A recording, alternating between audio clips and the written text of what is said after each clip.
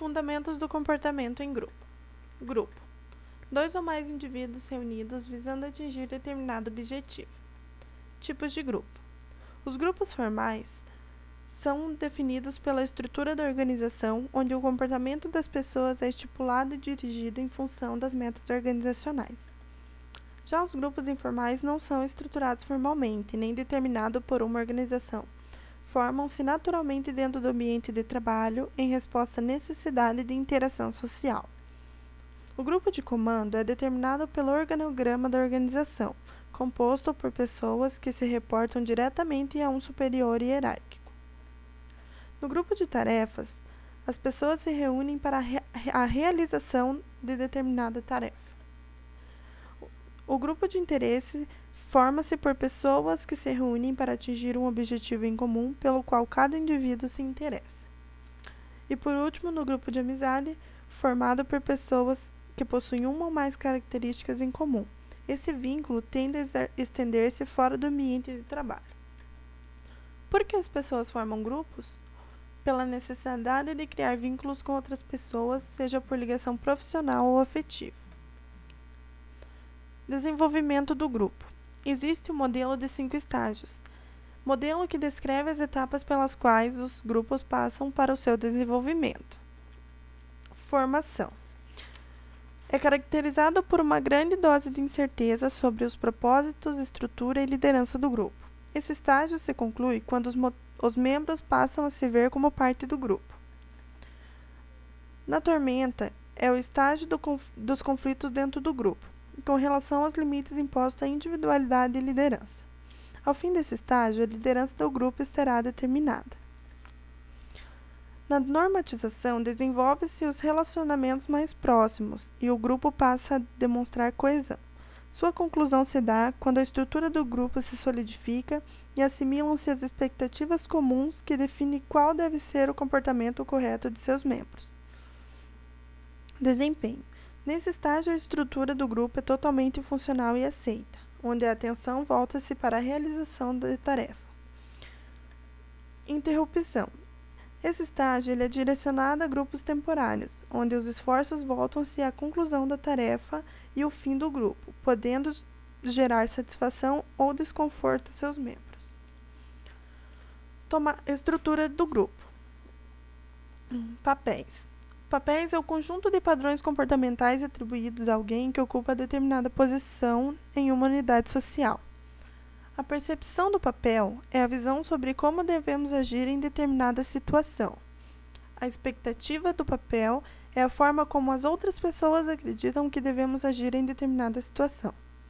Também tem o conflito de papéis, que ocorre quando o cumprimento de um papel tem a possibilidade de dificultar o desempenho de outro. Normas. São padrões aceitáveis de comportamento compartilhados pelos membros de um grupo. As normas dão origem à conformidade e ao desvio de comportamento no ambiente de trabalho. A conformidade é o ajuste do comportamento do indivíduo dentro das normas do grupo. Já o desvio de comportamento é a violação voluntária de importantes normas organizacionais que ameaçam o bem-estar da organização e de seus membros. O status é a posição social definida ou atribuída pelas pessoas a um grupo e seus membros.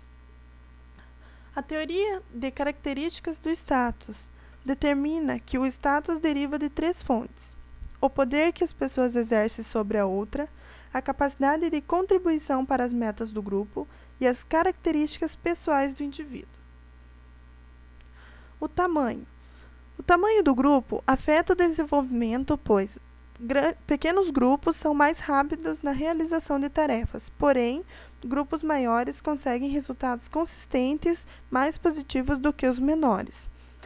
Também, dentro de um grupo grande, pode-se ocorrer a folga social. Ela define a tendência que as pessoas têm de se esforçarem menos ao trabalhar em grupo do que se estivessem trabalhando sozinhas.